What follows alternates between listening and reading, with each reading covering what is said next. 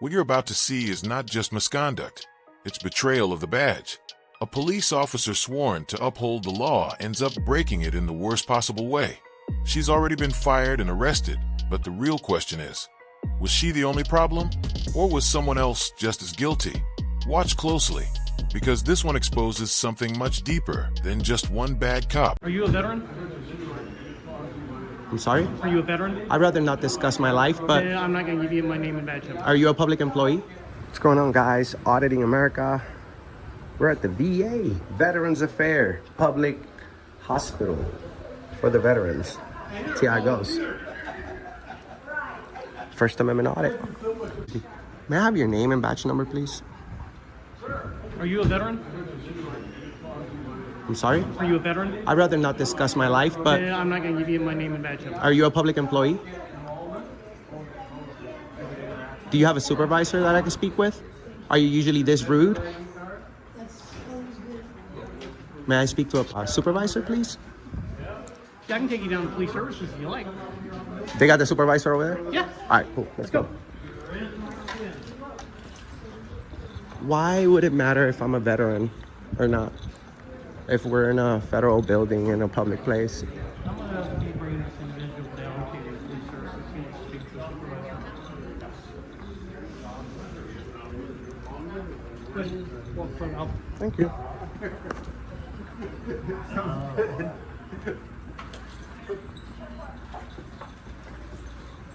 So, this is a public building. You're supposed to be nice, brother. I wasn't gonna be rude to you in any way. Do you think because I have a camera, I automatically have a problem? I don't. Just because I'm ugly and I have a face tattoo doesn't mean anything. I mean, you're not the nicest looking guy in the world, and I still like you. I still like him, though. Thank you. You make a left right here. Thank you.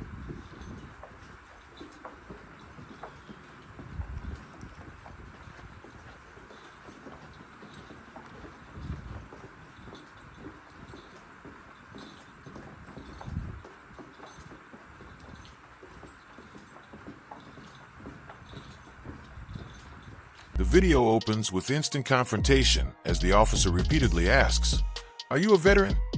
Before even identifying himself, the auditor calmly refuses to discuss his personal life and immediately requests the officer's name and badge number. Instead of answering, the officer continues pressing the veteran question, creating early tension. The setting is established, a public VA hospital where the auditor is conducting a First Amendment audit. The refusal to provide identification, combined with the officer's dismissive tone, escalates the situation quickly. The auditor requests a supervisor, questioning why veteran status matters in a public federal building. This segment hooks viewers immediately by showing a public employee avoiding transparency while questioning a citizen's right to be there. Make a left right here. Left or right? Left. Left. Are you a veteran? What's the gap between you and the citizens, sir? You're supposed to love each other here, brother.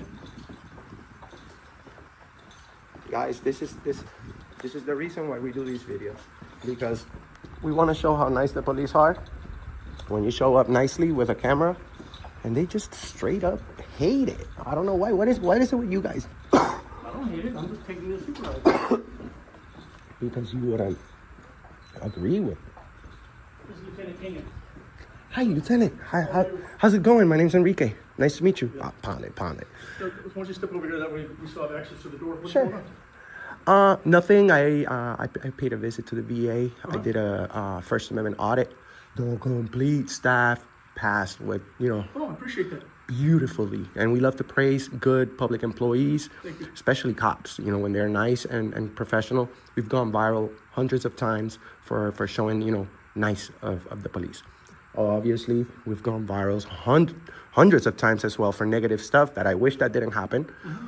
But the thing is, I'm a little bit concerned about him because, police officers are supposed to be the nice guys, the good people. And I'm not saying he's a bad guy, but the immediate approach that he had with me wasn't professional. So I say, hey, how's it going? Can I have your name? just for our video. And he's like, are you a veteran? And then he said, if you're not a veteran, I'm not supposed to talk to you, which that's not true. Well, one of the reasons we ask if you're a veteran, because that way if you have a complaint, you can take it to either a supervisor or you can take it to the patient advocate. So that's one of the reasons why that question is asked. Why would he assume I immediately had a problem? That I don't know, but my point is, I wasn't there, so I can't answer his question, but what I'm saying, he was appropriate in asking if you're a veteran or not, because that way he can send you to the right people. Oh, he has the right to ask whatever. No, what I'm saying is specifically because if you have a problem as a veteran, there's a chain that we have to go through in order for them to make a complaint. Correct, but no complaint here. No one is sad. No one has a problem. Okay. The only thing is, I like to highlight the good, and to actually, also we have to highlight the bad. Because you guys are cops, so you guys are watching, making sure that we don't break the law. We're supposed to know all these laws, all these federal laws and state laws. We didn't go to school for that, but we're supposed to know it. Now, you did go to the police academy. You're probably a veteran yourself who's supposed to stand up for the Constitution. And all I was doing right here today is peacefully, without interfering with the business here, is exercising my right to freedom of the press. And we have over 120. The tension shifts when Lieutenant Keenan arrives. The auditor respectfully explains his purpose, highlighting good and bad public employee behavior, while raising concerns about the initial officer's approach. The lieutenant defends the veteran question as procedural, explaining it relates to complaint channels, not exclusion. The exchange becomes a structured debate about professionalism, policy, and constitutional rights. The auditor emphasizes he was peacefully exercising freedom of the press, citing his large platform and long history of conducting audits. The critical turning point occurs when Officer Richards finally provides his name and badge number after supervisor involvement. This moment marks accountability through oversight, showing how escalation can de-escalate when higher authority steps in. 20 million people that tuned into my platform. I am paying federal taxes on my videos. I'm paying state taxes, everything, 24%. I've been doing this for almost a decade. Okay. So it's all about being respectful. So is it part of your policy to identify if I ask, hey, may I have your badge number? Right, and right there you can see his name, and he won't give you his badge number. I'm sorry? If you ask for a badge number. Yeah, that's why we're here. Because he said he don't gotta talk to me because I'm not a veteran. He don't gotta tell me. What matters right here is that you took an oath to the Constitution, and that's your job. And, It's my job to supervise him. So what I'll do is I'll review the camera footage and we'll go from there. And if he's out of policy, then we'll do what we need to do. If he's in policy, we're good to go. Okay? Well, I don't want him to get in trouble. Well, you're bringing it to My name is Officer Richards. I work for Department of Veterans Affairs Police.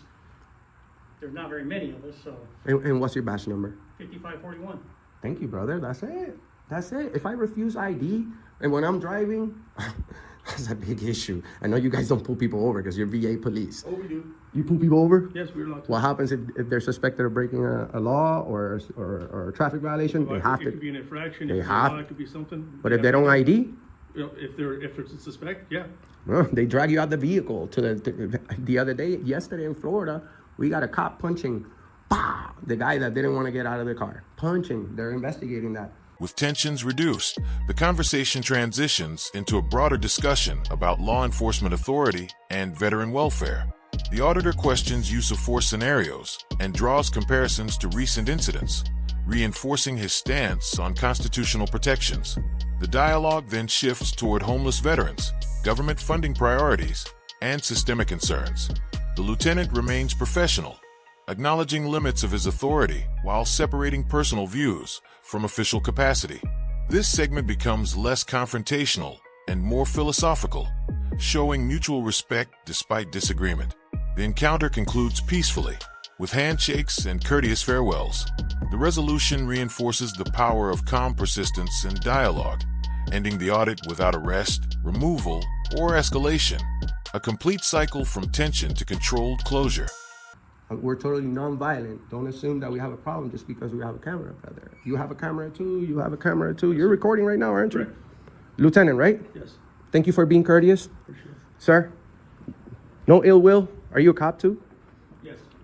Oh, you're undercover, huh? No, not really. No. Okay, take care. Would you like to answer if you're a veteran? Would you you like let us know? No, I'm not a veteran, Okay. but I love and praise veterans. Okay. So I go around asking this question all the time. Okay. If veterans are the people that are protecting our rights and protecting our country from foreign and domestic enemies, how come we have so many homeless veterans? If we have unlimited money, we got this beautiful building, where's the projects for the at least build like projects? You're way above us. For- We're both veterans. We don't like veteran homelessness either, but you're way above us. We keep our personal out of our business. So if it was offline, I'd tell you maybe how I felt about it.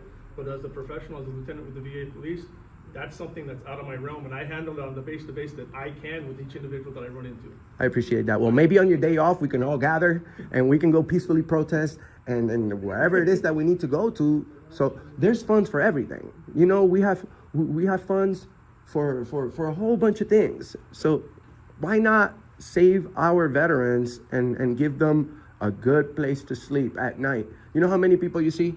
Homeless veterans. Sometimes it makes me feel like I'm like, is this guy really a homeless veteran? Or do we have really a lot of people, literally homeless veterans? Because, you know, we got stolen valor all the time. People saying they're veterans, they're not. Correct. So thank Any you. other questions Thank you. No, thank you very much. Thank you, Richards. Much love and respect. Thank you, brother. You stay safe, okay? All right. Peace. Have a good day, sir. You too.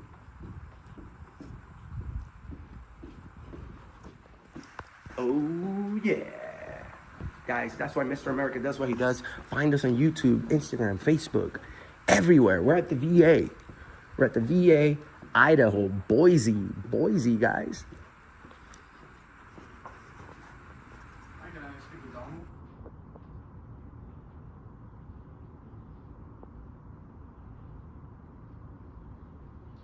Perfect. This is the green team. I'm calling from the Boise VA to get you rescheduled for a cardiology follow-up from September 10th. So the provider changed what times he's available to see patients, so we need to move it.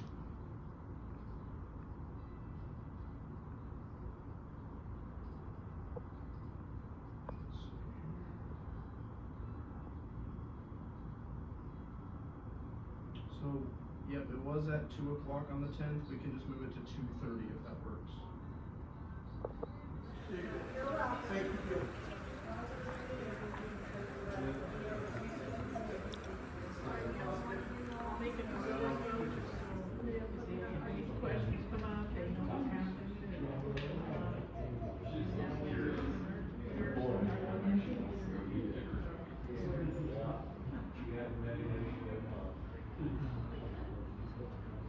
I appreciate it.